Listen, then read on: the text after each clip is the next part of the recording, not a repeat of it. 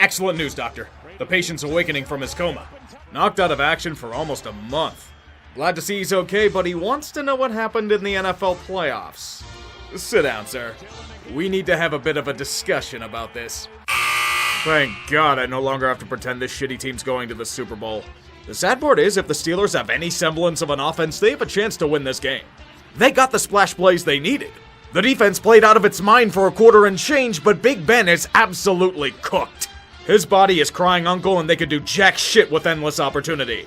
Kansas City adjusts, and the defense runs out of gas. False hope's dead in 5 minutes.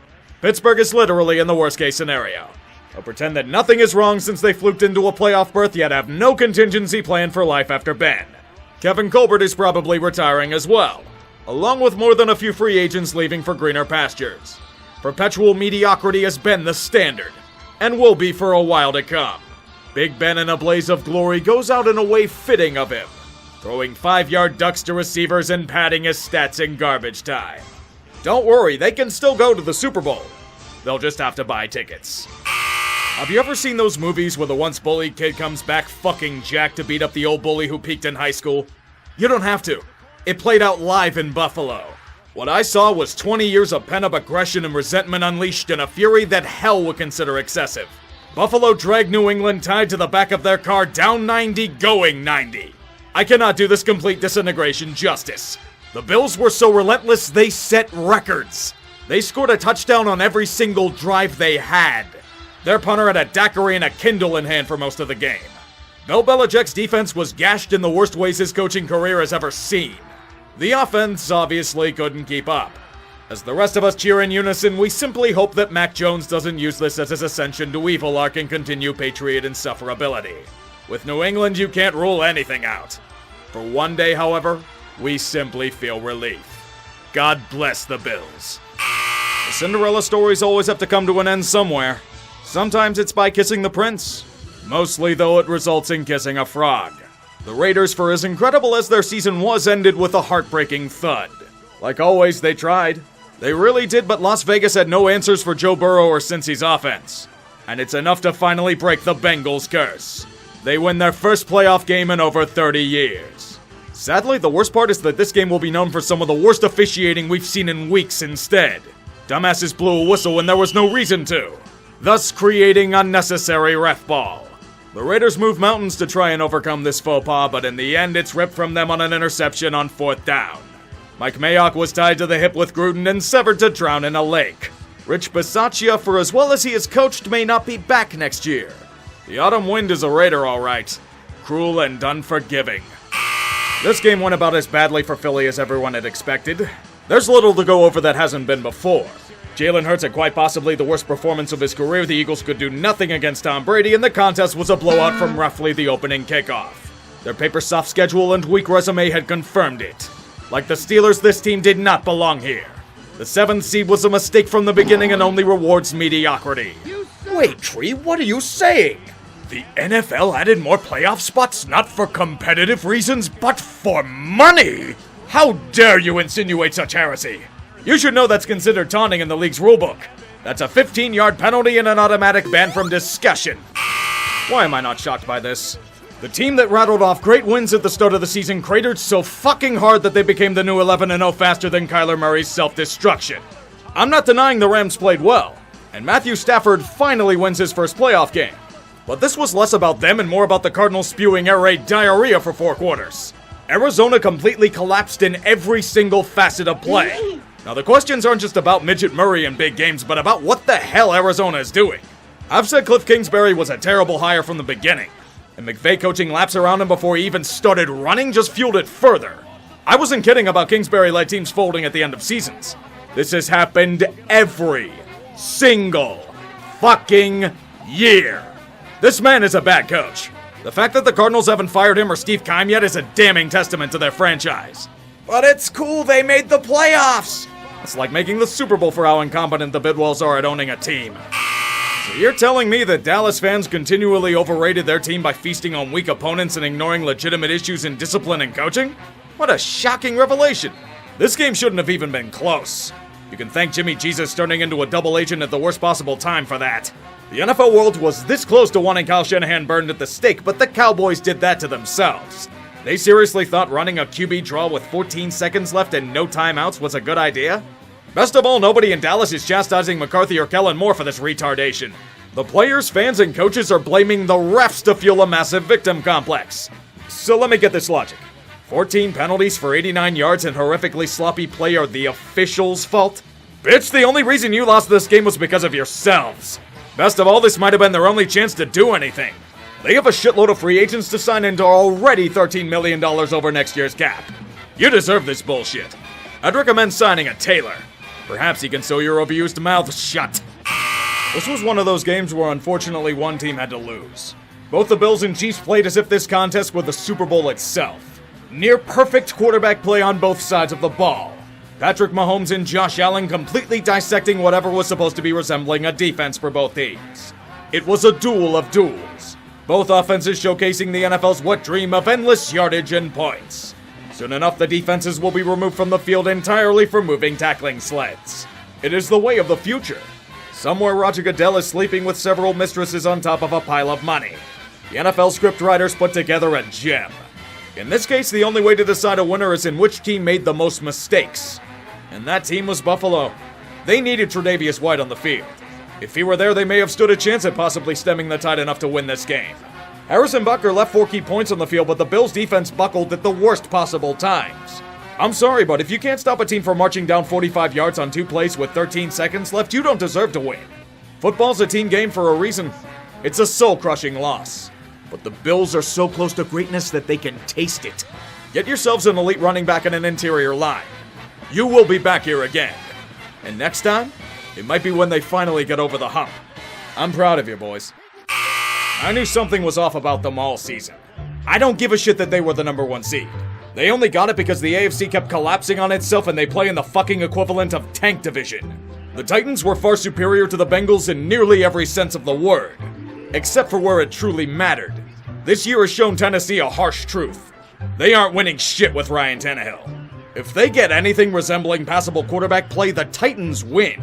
But alas, like in a few other games they played this season, all we get is their relentless self-destruction. You'd think a team that ties the fucking sack record for a postseason game could move on, but Ryan surely Tannehill any chance of that happening. Every time Tennessee had a chance, if it wasn't shitty quarterback play doing them in, it was play calling trying to overthink every damn situation.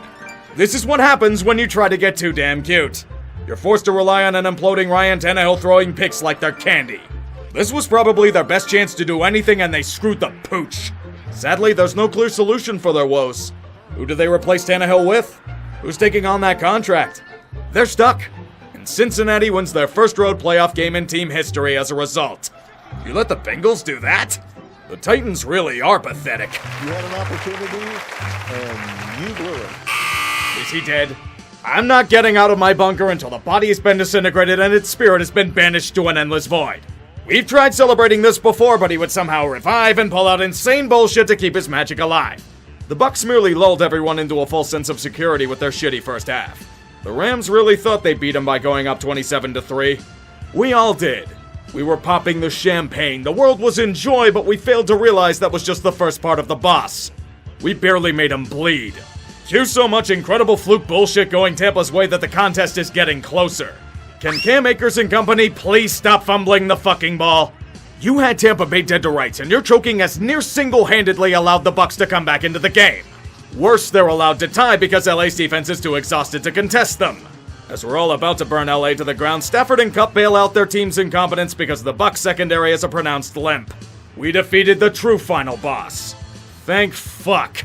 Please, for the love of every single holy deity out there, let the rumors of Tom Brady's spirit dissipating be true. The football world can't take any more of the media constantly reminding us he's 44. He's gone. He's finally gone. There really is a God. We're free. We're free! The greatest player to ever play in this league has been vanquished. He never declined in production, so he just said fuck it and left at the top of his game. Dude flexed on Adam Schefter and Barry McCockiner before he left too. The fucking legend. He has some mean powers in him after all. Enjoy retirement, Tom. Just don't come anywhere near Pittsburgh. It'll bring back too many bad memories. In the most overplayed joke in America, the Green Bay Packers have been officially immunized from the playoffs. Speaking of tired jokes, the Packers themselves. Weeks of resting their players against a 49ers team limping into Lambeau. We memed that the Packers were going to choke in the NFC Championship game again, but they defied prophecy. They choked before they could reach it. The Packers' offensive line play was hot garbage without Bakhtiari and Billy Turner moving the blind side. Aaron Rodgers didn't cost them the game, but he couldn't bail them out like he usually does. But let's ignore all that. The real hero to the rest of the NFL are their special teams. We should take away the word special from them. Kids with Down syndrome would probably put more of an effort into playing there than Green Bay did all season. It was their biggest weakness, one that turned out to be the cause of death. Somewhere the Dallas Cowboys are wiping their brows. Look at all of these free agents hitting the market. Not to mention they're already about $45 million over the cap. And Aaron Rodgers is probably leaving. Green Bay is fucked. They are about to be gangbanged by cruel reality. This was your chance to do something and you pissed it away like it was the average Wisconsinite. Perhaps this was the true Rodgers rate. Closing their contending window with a thud. Expect no sympathy. You are the new meme of the NFL. It's the only thing you've won as of late. Stupid son of a bitch, you just blew it! We really thought we were safe. We thought Full Reed had finally laid dormant after lifting a Lombardi. We were lulled into a false sense of security. The Super Bowl had merely delayed the timer. It's one thing to lose a hard-fought game against an underdog, but when you repeat the same damn scenarios... Let me see here. The Chiefs holding a 21-3 lead in the first half against the team they were favored by 7 to beat. Then falling apart due to inept play calling, cocky execution, and the defense breaking at the worst possible times. This is the same fucking thing that happened to them against Tennessee in 2018. They fell into identical traps they encountered early in the year. The offense got way too fucking cute. Patrick Mahomes channeled his inner Cliff Kingsbury and transported his quarterbacking skills to another dimension. Whatever was left of the secondary after last week's thrashing was ripped to further shreds. They choked retro style as Andy Reid cries into a cheeseburger. But wait, they secured the real prize. They won the overtime coin toss. They don't need that pesky Super Bowl, they already got one of those at home. Cincy upended them in one of the most stunning upsets since last week, but in their minds they lost the war and won the battle. I can't wait for the coin toss banner unveiling. We blew it, Pants.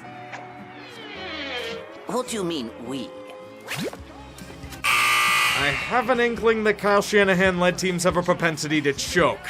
I may need to do more research into this surface-level observation. Think of all the 49ers fans that went onto the resale market and didn't use the code TREE to save $20 off their first purchase on SeatGeek. They now have to go home empty-handed because the Niners couldn't finish the deal. It was looking like a hilarious upset at first. But, and a big but, you have to play 60 minutes. The Niners only ended up playing about 45.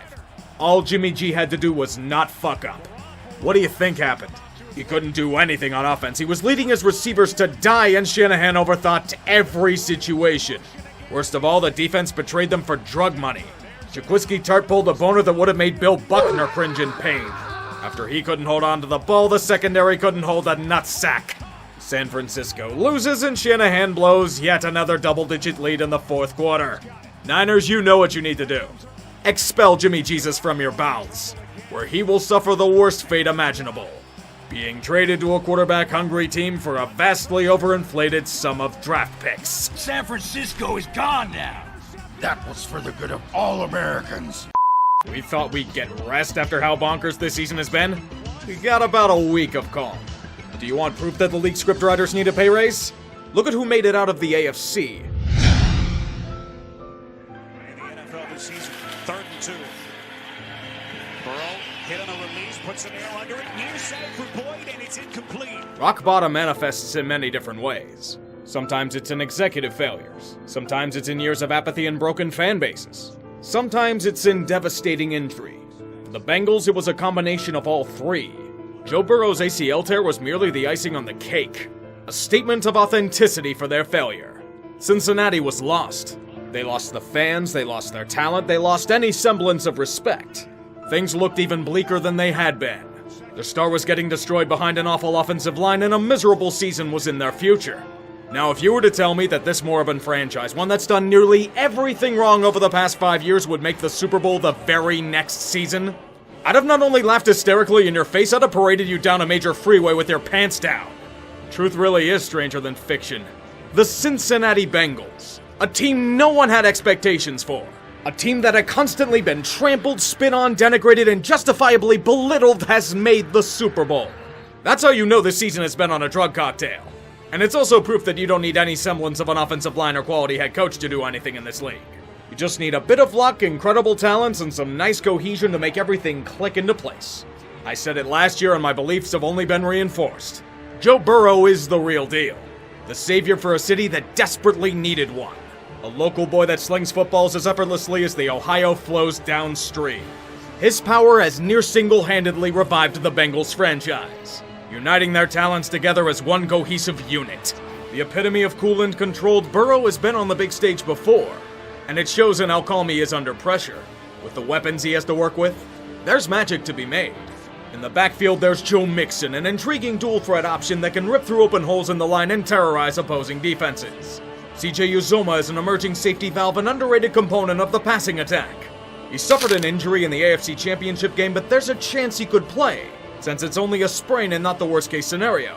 At wide receiver, gold. Tyler Boyd, the pride of Pitt and bane of Baltimore, is an elusive and breakaway option in the slot. Flanking one side of Burrow is T. Higgins, whom is an outstanding receiver in his own right. We should be talking a hell of a lot more about him and his emergence as a quality number 2, but he's sadly overshadowed by a former connection of Burrow's at LSU.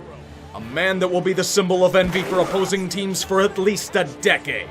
Jamar Chase. Many complained about selecting him over a much-needed offensive lineman in Penei Sewell. Hell, I was one of them. I felt that Burrow was going to die in the pocket, and the only way the pick would work is if Chase became a potentially generational wideout. Lo and behold, Chase only managed to put together the best year a rookie wide receiver has had in the NFL's history. Everyone remember when people were calling him a bust in the preseason because he had trouble catching the ball? That's hilarious in hindsight. Chase heard those petty remarks and broke away from them with his blistering speed. As a fan of a division rival, I can only say I can't wait to see Burrow to Chase for a while to come against them. Note the dripping sarcasm in that statement. I also can't wait to see Evan McPherson keep making winning kick after winning kick. Drafting kickers can sometimes generate rewards immediately. This is what's happened. McPherson has been outright automatic for the Bengals. A guy who can kick 50-yarders without breaking a sweat. He's clutch, and that's vital for a kicker. On defense, they're not exactly the most dominating group in the world, but they have ability, and they know how to hold offenses at bay when they need to. A huge pickup for them this offseason was Trey Hendrickson. One-year wonder? How about no? Along with Sam Hubbard on the other end, they've been vital pieces to their edge-rushing renaissance. Larry Ogunjobi is unfortunately out with injury, but DJ Reader and BJ Hill made their presence known against Mahomes. Just saying. At linebacker, it's a hardy group led by Jermaine Pratt, Logan Wilson, and Marcus Golden. In the secondary, Chidobe Awuzie, Von Bell, Jesse Bates, Mike Hilton, and Eli Apple lead a relatively underrated group that can clamp down opposing receivers. I can't believe I'm saying that about Eli Apple. What the hell is wrong with me? It's a testament to the majesty of the NFL, where a team as lost as the Bengals can transform into a legitimate contender nearly overnight. Joe Burrow has been that piece. Jamar Chase has been that piece. Evan McPherson has been that piece. A defense that can hold powerful offenses at bay when needed has been that piece. The Bengals might be one of the cheapest organizations in the NFL, and Mike Brown may not deserve to be anywhere near a Super Bowl, but the talent itself does. And while they may have been dancing around fire against Tennessee and Kansas City, you still have to have the ability to go in there and capitalize on the self-destruction. The rewards have been great. Their first playoff wins in 31 years. The best season Cincy has experienced since the 80s. They've made it here twice before, but ran into San Francisco both times to fall short.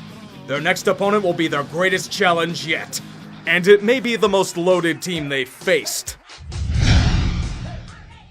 The dream of the Rams has been clear from the moment Stan Kroenke fucked over an entire city. To capture the hearts and minds of the people of LA. They know that Angelinos are very picky about their sports teams. They don't tolerate second best. All they want are winners. The two-bit floozies that flock to their fine city and flame out in time are a stereotype. To last and become a legend, you must prove your worth. For the Rams, everything has been in preparation for this moment. They haven't thrown nearly every single draft pick into the wind just to come short of a Lombardi. Because the Rams know what winning means. Solidifying their legitimacy in the city. At least for a short bit. They have the appearance of LA. They have the star power the city craves. They're the hot topic of conversation. All they need is that trophy. And there are so many pieces that are eager to grasp it for the first time. This past offseason, LA made a massive gamble. They needed a legitimate quarterback to get over the hump. And a perfect fit for McVay's system was rotting away in Detroit. His name is Matthew Stafford, a gunslinger who never had the luxury of a competent system around him. There were many concerns about Stafford. Was he good enough to lead his teams anywhere? He had never won a playoff game in his career, let alone made a deep run. LA went all in and paid a premium for his services. And the California kids rewarded them with a quarterback play that they've desperately needed. There are times where Stafford will let it rip and show a confidence that we have never seen from him. This postseason was critical for Matthew. He needed to win to end the narratives. A Super Bowl is finally in his sights. And the win will prove that the Lions were the problem, not him. He's the fan favorite of the bunch. And Detroit will be happy to see their son finally be able to shine. It's a committee affair at running back. Sonny Michel brought in from the Patriots Darrell Henderson Jr. and Cam Akers with the powers of mutant healing has returned from a major Achilles injury after only 6 months. Eat shit, medical science. Cam Akers overcomes your projections. Stafford's choices at wideout are vast and deadly. Cooper Kupp leads the way. The route-running ability of a slot receiver, the speed and catching skills of a headliner, and the intelligence of a quarterback. And with Kupp's dynamics and versatility, he's near impossible to cover. Besides him, there's an emerging threat on his own in Van Jefferson. He's the home run hitter, and also an important plan B in case Kupp is double-teamed. Don't forget about the new weapon on the Rams. A star of old experiencing a renaissance in this postseason. Odell Beckham Jr. He's not what he was as a Giant, but as a number 2 to give Cooper Kupp space, he's an excellent fit for the role. Somewhere in Cleveland, Baker Mayfield is punching a wall with his healthy arm as OBJ throws a better ball than he has in months. Tyler Higbee would feel bad, but he's trying to recover in time to play in the Super Bowl. Too bad. On defense, an all-star cast with the ability to change games on a whim. Aaron Donald, he's still in his prime. And even when you double-team him, it's no guarantee that he'll be stopped from reaching the quarterback. This is his moment, and he'll have help to get him there. Another big acquisition of theirs has been reinvigorated with this run. Do you remember Von Miller, one of the greatest edge rushers of the mid-2010s? He's returned to that old form in his stint in LA. Donald allows him the space to do what he does best. It's not much easier on the other side. You'll have to deal with the freak abilities of Leonard Floyd. Not to mention A'Shaun Robinson and Greg Gaines' support. Opposing O-lines, have fun with that. But think of that secondary. They only have one of the elite shutdown corners of the league in Jalen Ramsey. I wouldn't say that's a big piece for them to have or anything. On the other side, a formidable cornerback in his own right in Darius Williams. Their safeties are an interesting bunch. Taylor Rapp was to be expected, but Jordan Fuller was knocked out for the playoffs due to injury. Enter an old face coming back after years of retirement in Eric Weddle. The pride of San Diego has been strong in his return, and he'll potentially be rewarded with a ring. This team is the epitome of Los Angeles. Tons of flash, fame, names, notoriety, and air of superiority, yet it feels so plastic and artificial. Their games have become a destination for celebrities, but most matches at SoFi seem to be dominated by opposing fans. The Rams know they need to capitalize on this momentum. They had a shot once a few seasons ago, but were effectively shut down by an evil empire. They may not get another chance like this. Even for my derision, they're an incredibly talented team with solid structure, good coaching, and organization. I have no problems with the Rams and how they run things, but I just can't get myself to root for them. Not for the city, but for Stan Kroenke. The fact that this man gets to experience success after running over anyone who's ever stood in his way is proof that life fucking sucks. But enough about my bullshit. I'm rooting for individual players of theirs to win. I would love to see Aaron Donald get a ring. Matthew Stafford, what else is there to be said? Think of Andrew Whitworth, 40 years old and still kicking ass as a blindside blocker. Did I mention that he's a former Bengal? It should be a hell of a match. And I only hope it's as full of bullshit and insanity as the rest of this year has been. On paper, this should be an obvious choice. The Rams dominate the Bengals in so many key areas that this Super Bowl shouldn't be a contest. However, let's not forget the lessons that this year has taught us. Nothing makes any goddamn sense. Expect anything because chaos. Who had the Bengals making it here? Even the most diehard fans didn't see this coming. They've won pretty, they've won ugly, they've won in any way you can think of. They play well against any style of football. They've maintained composure under pressure and forced opposing offenses to bend to their will. Which is why I'm choosing Cincy to win. I'm gonna hate losing the Bungles meme, but it just feels like their time. Also, fuck Stan Kroenke. Can't buy a championship that easily, you fucker. The Vince Lombardi Trophy is staying in Tampa Bay.